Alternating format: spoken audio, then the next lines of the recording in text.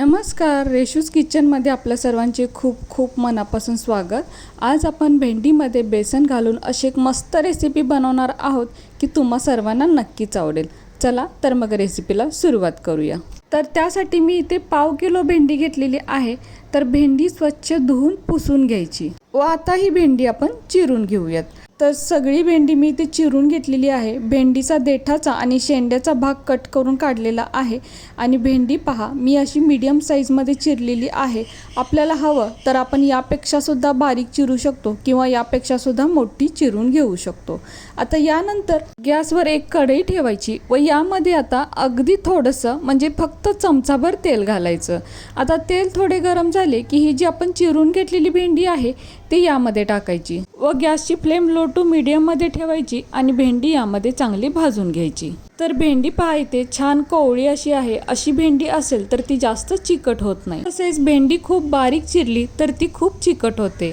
तर भेंडी ही खूप पौष्टिक आहे, त्यामध्ये फायबर व विटॅमिन्स भरपूर प्रमाणात असतात।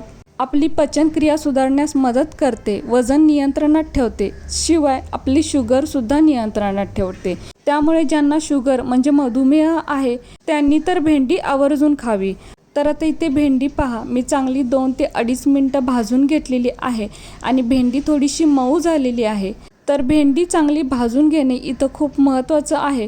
भेंडी चांगली भाजून घेतल्यामुळे एक तर ती टेस्टी होतेच, शिवाय ती जास्त चिकट सुद्धा होत नाही। तर आता इथे भेंडी पहा अगदी छान भाजली गेलेली आहे। तर अशीच भेंडी आपल्याला इथे भाजून घ्यायची आहे। आता यानंतर यामध्ये 2 ते 3 चमचे बेसन घालायचं। आता गॅस बारीकच ठेवायचा आणि हे बेसन या भेंडीमध्ये चांगलं मिक्स करून घ्यायचं। यामुळे भेंडीला बेसनचं कोटिंग चांगलं होतं आणि बेसन यामध्ये भाजल्या गेल्यामुळे अगदी छान खमंग असं होतं। भेंडीची भाजी ही कधी कधी चिकट होते, तसेच ती कोणाला जास्त आवडत सुद्धा नाही। पण जर अशा पद्धतीने भेंडीची भाजी बनवली ना तर ती चिकट तर होणार नाहीच, म्हणजे भेंडी कसलीही असली तरी ती अजिबात चिकट होत नाही आणि सर्वजण आवडीने खातील इतकी टेस्टी तयार होते। तर आता इथे बेसन पहा बेसनचा हलकासा कलर बदललेला आहे। तर बेसन आपल्याला इथे जास्त भाजायचं नाही, 1 मिनिटभर म्हणजे फक्त हलका कलर बदलेपर्यंत भाजून घ्यायचं आहे। आता बेसन चांगलं भाजलेलं आहे। ही भेंडी आता आपण एका प्लेटमध्ये काढून घेऊयात। पुन्हा तीच कढई गॅसवरती ठेवायची व यामध्ये आता 2 पळी म्हणजे छोटे 4 चमचे तेल घालायचं। तेल थोडं गरम झाले की 1 छोटा चमचा मोहरी घालायची। मोहरी चांगली तडतडली की 1 छोटा चमचा जिरे घालायचे। तर जिरे सुद्धा असे चांगले फुलले पाहिजेत। यानंतर एक मीडियम साईजचा कापलेला कांदा घालायचा। तर कांदा आपल्या आवडीप्रमाणे बारीक किंवा मोठा चिरू शकतो। तर इथे मी मीडियम साईजमध्ये कांदा चिरलेला आहे। तर कांद्याचा हलका कलर बदलेपर्यंत कांदा यामध्ये भाजून घ्यायचा। त्यानंतर एक मीडियम साईजचा कापलेला टोमॅटो सुद्धा घालायचा। तर टोमॅटो सुद्धा आपल्या आवडीप्रमाणे बारीक किंवा मोठा आपण चिरू शकतो। तर मी इथे मीडियम साईजमध्ये कापलेला आहे। तसेच टोमॅटो चांगला मऊ होईपर्यंत यामध्ये परतून घ्यायचा। यानंतर यामध्ये छोटा पाव चमचा हळद घालायची। आता बेसन आहे तर छोटा अर्धा चमचा हिंग सुद्धा घालायचा। त्यानंतर 1 चमचा लाल तिखट घालायचं व यानंतर आता भाजून ठेवलेली बेसन व भेंडी यामध्ये घालायची व आता गॅसची फ्लेम बारीक ठेवूनच हे सर्व एकत्र चांगलं मिक्स करून घ्यायचं, म्हणजे घातलेले सर्व मसाले या भेंडीमध्ये चांगले मिक्स होतात। तसेच मसाले भाजले गेल्यामुळे अजूनच टेस्टी होतात। यामध्ये हवे असेल तर 1 चमचा आलं लसूण पेस्ट घातली तरीही चालेल। तसेच थोडासा गरम मसाला वापरला तरीही चालेल, अजूनच टेस्टी होईल। पण सध्या गरमी आहे त्यामुळे मी गरम मसाला नाही घातलाय। तर आता इथे पहा हे छान असं सर्व एकत्र मिक्स झालेलं आहे। आता यामध्ये आपण अजून मीठ नाही घातले तर चवीपुरते म्हणजे छोटा अर्धा चमचा मीठ घालायचं। आता पुन्हा सर्व हे एकत्र चांगलं मिक्स करून घ्यायचं, म्हणजे घातलेलं मीठ यामध्ये चांगलं मिक्स होतं।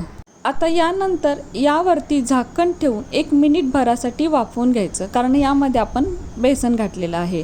तर आता 1 मिनिट भरानंतर झाकण काढून पाहूया। तर बघू शकताय बेसन अगदी छान वाफवलं गेलं आहे आणि भेंडीसुद्धा अजूनच मऊ झालेली आहे। तर भेंडी इथे छान शिजलेली सुद्धा आहे, कारण सुरुवातीलाच आपण भेंडी चांगली भाजून घेतली होती। तर 80% भेंडी ही तिथं शिजते, म्हणूनच भेंडी चांगली भाजून घ्यायची। आता गॅसची फ्लेम आपल्याला बारीकच ठेवायची आहे व यामध्ये आता 2 ते 3 चमचे भाजलेल्या शेंगदाण्याचा कूट घालायचा, तसेच मूठभर बारीक चिरलेली कोथिंबीर सुद्धा घालायची। आता चमच्याने हे थोडंसं परतून घ्यायचं, म्हणजे शेंगदाण्याचा कूट व कोथिंबीर यामध्ये चांगली मिक्स होते। तर शेंगदाण्याचा कूट पहा, मी इथे थोडासा मोठाच ठेवलेला आहे, तसा या रेसिपीमध्ये तो छान लागतो। शेंगदाण्याच्या कूटऐवजी आपण खोवलेलं खोबरं सुद्धा वापरू शकतो किंवा दोन्ही सुद्धा थोडं वापरू शकतो। आता यानंतर फक्त अर्ध्या मिनिटासाठी यावरती झाकण ठेवून असंच बारीक गॅसवर ठेवून द्यायचं। तर अर्ध्या मिनिटानंतर झाकण काढून पाहूया, तर वाव, बघू शकताय काय आपली मस्त इथे भाजी तयार आहे। आता गॅस बंद करायचा आणि ही भाजी थोडी परतून घ्यायची। तर बघू शकताय भेंडीची सुकी भाजी अजिबात चिकट झालेली नाही, अगदी एक भेंडी वेगळी दिसते, इतकी मस्त ही भाजी तयार होते। तर हे पहा, पाहूनच किती भारी वाटतं, खूप छान ही भाजी तयार होते। आपण प्रवासाला जाताना सुद्धा ही भाजी घेऊन जाऊ शकतो, खूप छान ही भाजी टिकते आणि खूप छान राहते। तर आता यातली थोडी भाजी मी एका प्लेटमध्ये काढून घेते। तर बघू शकता इथे बेसन घातल्यामुळे अगदी मोकळी सुटसुटीत भाजी तयार झालेली आहे आणि टेस्ट म्हणाल तर एकदम भन्नाट लागते। खूप छान ही रेसिपी आहे, तुम्ही एकदा नक्की करून पहा।